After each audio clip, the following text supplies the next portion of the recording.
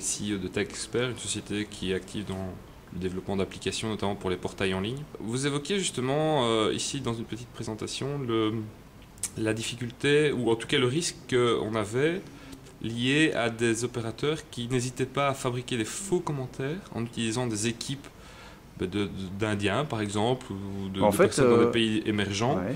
pour se fabriquer une réputation qu'ils n'ont en fait pas en ligne. Alors tout à fait, donc c'est généralement des sociétés qui outsourcent ça en Inde ou à Madagascar, où en fait pour un tarif de 2 euros à 10 euros, vous pouvez vous payer des commentaires positifs sur une activité qui n'est pas vraiment commentée par des vrais internautes. Et donc certains trip opérateurs qui n'hésitent pas à engager des sociétés pour mettre des faux témoignages en fait. Ça fait un peu partie du jeu, c'est de la désinformation néanmoins, et dans certains pays, comme en Angleterre, on prend le cas justement de cet écrivain qui a fait toute une série de faux commentaires et qui se faisait passer pour, je vais dire, un lecteur en faisant la promotion de ses livres de manière très positive, et finalement il utilisait des pseudos, et donc ça c'est punissable aussi par la loi. Donc c'était sur Amazon, je pense. C'était sur Amazon. Donc il faisait passer pour des lecteurs qui avaient lu son livre. Tout à fait. C'était formidable, c'était fantastique. C'était le plus beau, c'était un des plus grands écrivains britanniques. Et il a été pris. Il a été démasqué. Voilà. Donc, il a été démasqué par les journalistes qui sont toujours forcément avides de sensations fortes.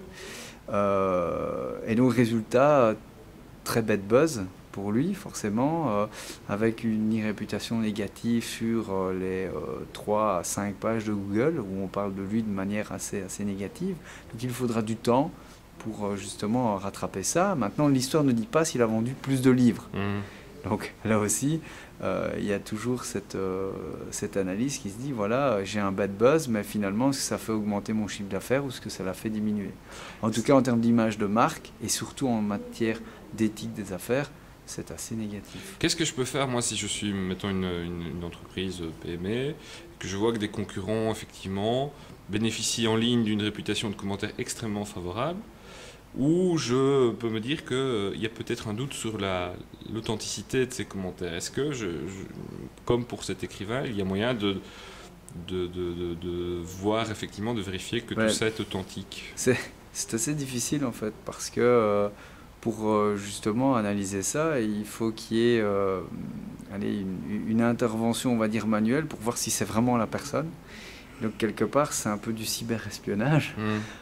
Il faut qu'il y ait une faute de la personne aussi. On peut éventuellement tracer avec des adresses IP, on peut tracer avec toute une série de choses. Mais alors, ça demande une analyse par un détective privé ou même par la police éventuellement.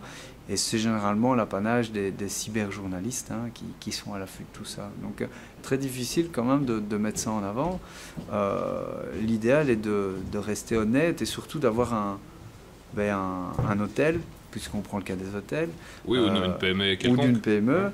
Avec des vrais produits et surtout des vrais commentaires qu'on peut prouver.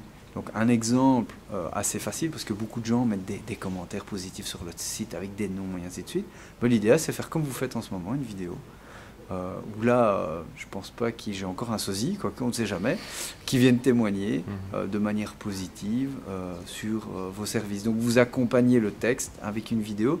Ça, je crois que c'est un moyen intéressant. Maintenant aussi, est-ce que la vidéo a été manipulée ou pas? Ça devient beaucoup plus compliqué. Ça devient quand même plus compliqué. Ouais.